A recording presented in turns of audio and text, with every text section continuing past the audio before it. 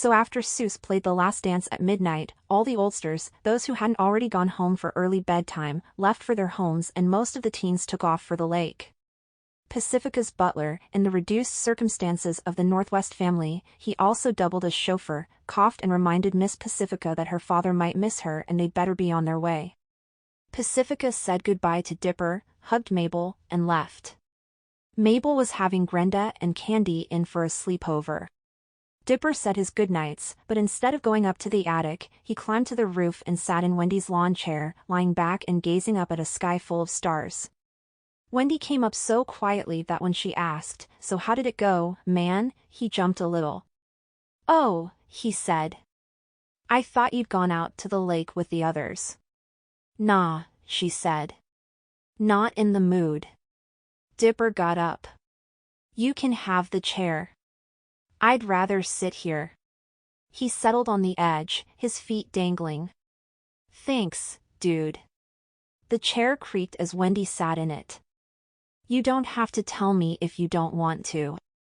"No, it's cool." I danced with Pacifica. We went out for a walk around the shack. Sat on the log in the bonfire clearing. I asked her if she'd had a good time. She laughed and said, Pacifica squeezed his hand. "I had a really good time. Maybe we could do this again?" Dipper felt a strange sense of déjà vu. The summer before he and Wendy had sat on a log, just like this. "But then, Pacifica," he said, "look, I'm flattered. I mean, you're a beautiful girl and you're as brave as anybody I know. Back when the ghost was being a bother and I tried to help, I know how after I was turned into it you opened the gates and let everybody in and broke the spell. And I know you did that even though your father was ordering you not to do it." "How do you know all that?" Pacifica asked, kicking at the ground. "You were wood." "I heard later," he said. "From people who came into the party. And from your old friend the ghost." "You banished him." "No, I didn't. You gave him closure, which was what he needed. You made him free to go on to wherever ghosts go when all their business on Earth is done. But he didn't go. He wanted to stay in the forest he loved. He's out there now, somewhere. When we were going to get Mabel and crossing Creepy Hollow, he helped me. I was having horrible visions, and all of a sudden there he was in my head. He wanted me to tell you that you're the best of the Northwests. He wanted me to tell you that he wishes you a long and happy life filled with love. But, Pacifica, I can't be the love in your life. You hate me." She had let go of his hand. Dipper took hers. "You know that's not true. I like you a lot, but I'm just too different for you. You know that, don't you?" "No." "Okay, let's try it like this. I can date you, but I want you to change. You're going to have to be more like Mabel and Grunkle Stan. You're going to have to loosen up and take things with a laugh. Will you make that change for me?" I don't think I can." "I know you can't," Dipper said. "Now think about me. Is there any little thing that might make me more of a real prospect for you?" "Oh, you'd have to dress better and get a decent haircut, of course, and it would be nice if you cared about the things that I care about." She sniffled. "I see what you did there." "Yeah," Dipper said. "We're just too far apart. You deserve somebody who's closer to you and who can make you happy." "I know you can make him happy. I guess I'm being a big dope and a dork and whatever else you want to call me, and it hurts me to say it, but we'd both be better off." She took a long shaky breath and then chuckled a little. "I've broken up with a couple of guys," she said.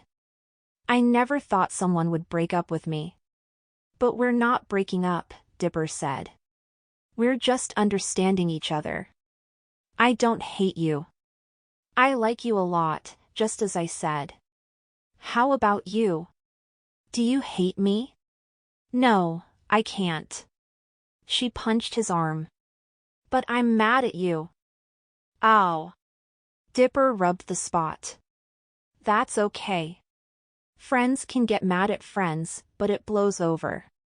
Friends? I guess, Pacifica said. Yes, okay, friends. I do like you. And I'd like Mabel to like me, too. That's no big deal, Dipper said. She already does.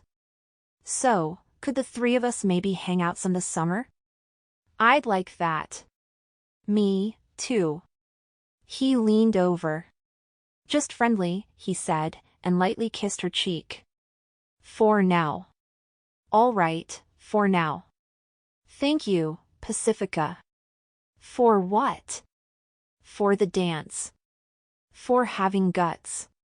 For making me feel like the world's luckiest guy and the world's biggest dope all at once. Oh, shut up, and then, Dipper said to Wendy, she told me to shut up. So we walked the rest of the way around the shack, and about that time Seuss was playing the last song. How do you feel about it, dude? Wendy asked. Like an insensitive jerk, Dipper confessed. Hey, you didn't do bad. You let her down easy. Yeah, Dipper said, smiling into the night. Well, I learned from the best. Wendy laughed. Okay, I'm glad you got through that. So about us, I'm still too old for you, man. You're 16, I'm 13. Yeah, well, 3 years is a lot. It isn't 3 years, Dipper said. I was born in August, and you were born in May. That's 2 years and 3 months. 2 years and 4 months. 2 years, 3 months, and 11 days, Dipper corrected. Hey, I can do the math. I'm not a gnome. Wendy laughed again. Okay, I give. But, dude, you're not even in high school yet. So here's the deal, you manage to come back here every summer, okay? I'll do my best. I think it'll be easy. Our folks like having summers to themselves. They get to go on trips and stuff. Cool. So I solemnly, vow not to have any serious boyfriends until this goes one way or the other. How about you? Oh, I won't have any boyfriends either. Dude. Wendy rolled out of the lawn chair, threw Dipper to the rooftop, and tickled him until he begged her to stop.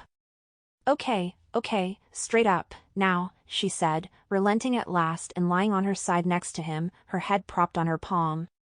Will you promise not to have any serious girlfriends until we get to a spot where we can make a mature judgment on what we got going? Wendy, Dipper said, I couldn't have any serious girlfriends if I tried. I'd always be thinking of you. Aw, man. She playfully kissed the tip of his nose. Where'd you get that line? Dunno, Dipper said. It's just the truth, that's all. Mabel thinks I've been taking BS lessons from Grunkle Stan.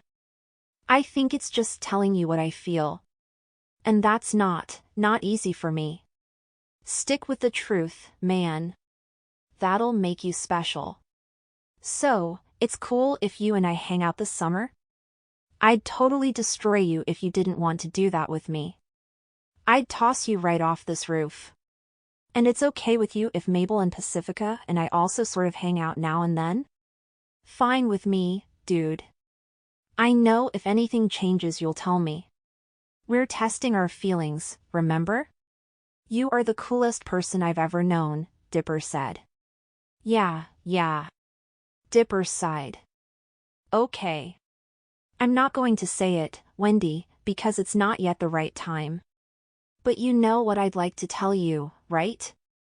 She patted his hand. Yeah, I know what you'd say, Dipper. They sat up. In the moonlight he mimed zipping his lip and tossing away the key. She smiled and zipped hers. And then she hung the key inside her shirt and close to her heart.